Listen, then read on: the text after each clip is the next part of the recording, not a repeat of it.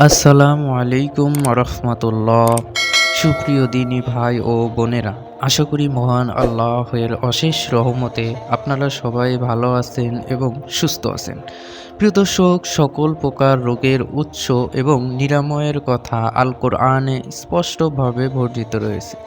আর যেসব আয়াতে বর্ণিত রয়েছে সেগুলোকে বলা হয় আয়াতে শিফা। তার মধ্যে অন্যতম একটি সূরা হলো সূরাতুল ফাতিহা।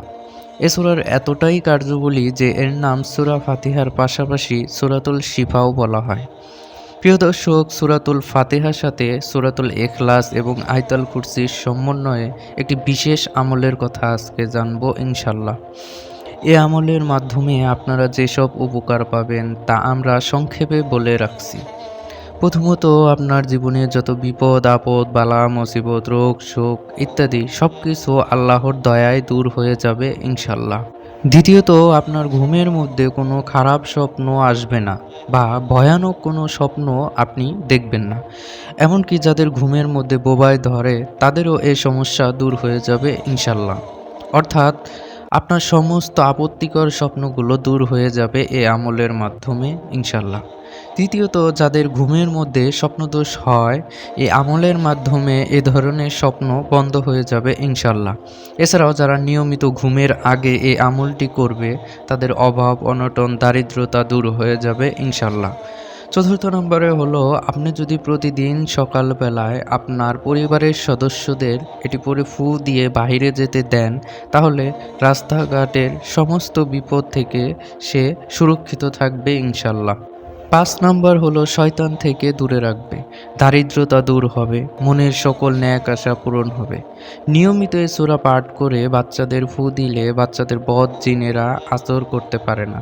এছাড়াও অনেক বাচ্চারা হঠাৎ হঠাৎ চিৎকার করে ওঠে। এ দোয়া পরে ফু দিলে বাচ্চারা এমন আর চিৎকার করে উঠবে না ইনশাল্লাহ। এছাড়াও গর্ভবতী মহিলারা সকাল সন্ধ্যা এ সূরাটি পাঠ করে পেটে ফু দিলে পেটের বাচ্চা সুরক্ষিত থাকবে ইনশাল্লাহ। এছাড়াও রাসূলুল্লাহ সাল্লাল্লাহু আলাইহি ওয়াসাল্লাম বলেছেন, যে ব্যক্তি শুধু সূরাতুল ইখলাস 10 বার পাঠ করবে আল্লাহ তাআলা তার জন্য জান্নাতে একটি প্রাসাদ তৈরি করবেন। সহিহুল জামে সগীর ৬৪৭২ নম্বর হাদিস। এছাড়াও তিনি আরও বলেন, সেই সত্তার কসম যার হাতে আমার প্রাণ, এই সূরা সমগ্র কোরআন অর্থাৎ সূরাতুল ইখলাস সমগ্র কোরআনের 1/3 সমান। বুখারী ৪৬৪৫ নম্বর হাদিস। নবী করিম সাল্লাল্লাহু আলাইহি ওয়াসাল্লাম প্রত্যেক রাতে ঘুমোতে যাওয়ার পূর্বে তিনি 2 হাত একত্র করে 3 কুল পরে সেখানে ফু দিয়ে সমস্ত শরীরের যতদূর সম্ভব মাসাজ করতেন। এভাবে তিনি 3 বার করতেন। বুখারী ৪৪৩৯ নম্বর হাদিস। এছাড়াও রাসূল সাল্লাল্লাহু আলাইহি ওয়াসাল্লাম আরও বলেন, আয়াতুল কুরসির ফজিলত এত বেশি যে যদি কোনো ব্যক্তি প্রত্যেক ফরজ নামাজের সালাম ফিরানোর পর আয়াতুল কুরসি পাঠ করে তাহলে তার মৃত্যু ব্যতীত জান্নাতে যাওয়ার আর কোনো বাধা থাকে না। অর্থাৎ লোকটি মরে না, তাই জান্নাতে যেতে পারে না। সহিহুল 5339 নম্বর হাদিস। এছাড়াও রাসূল সাল্লাল্লাহু আলাইহি ওয়াসাল্লাম আরও বলেন, আয়াতুল কুরসি যে ঘরে পাঠ করা হয় সে ঘরে শয়তান প্রবেশ করে না। সহিহ ৯৭২। এছাড়াও রাসূলুল্লাহ সাল্লাল্লাহু আলাইহি ওয়াসাল্লাম আরও বলেন, সূরাতুল ফাতিহার মর্যাদা এত বেশি যে এর সমকক্ষ কোনো সূরা কোনো কিতাবেই নাজিল করা হয়নি। যেমন তাওরাত জাবুর ইনজিল এর কোনো কিতাবেই এর তুলনীয় কোনো সূরা নেই। এছাড়াও ৫৪০৫ নম্বর হাদিস থেকে আমরা জানতে পারি, হযরত আবু সাঈদ খুদরী রাদিয়াল্লাহু তাআলা আনহু বলেন, একবার এক সফরে আমাদের এক সাথী জনৈক গোত্রপতিকের শুধুমাত্র সূরা ফাতিহা পড়ে সাপের বিষ নিরাময় করেছিলেন।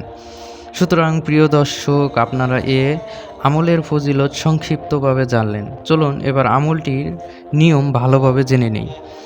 আমরা পাক পবিত্র অবস্থায় বিছানায় ঘুমানোর পূর্বে ওযু করে ডান হাত বুকের ওপর রেখে 11 বার দুরূদে ইব্রাহিম পাঠ করে 3 বার সূরাতুল ফাতিহা, 3 বার সূরাতুল ইখলাস এবং 3 বার আয়াতুল কুরসি পাঠ করে পুনরায় 11 বার দুরূদে ইব্রাহিম পাঠ করে বুকের মধ্যখানে ফু দিবেন।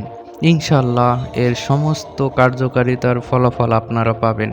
আল্লাহ তাআলা আমাদের সবাইকে বেশি বেশি নেক আমল করার তৌফিক দান করুন। আমিন।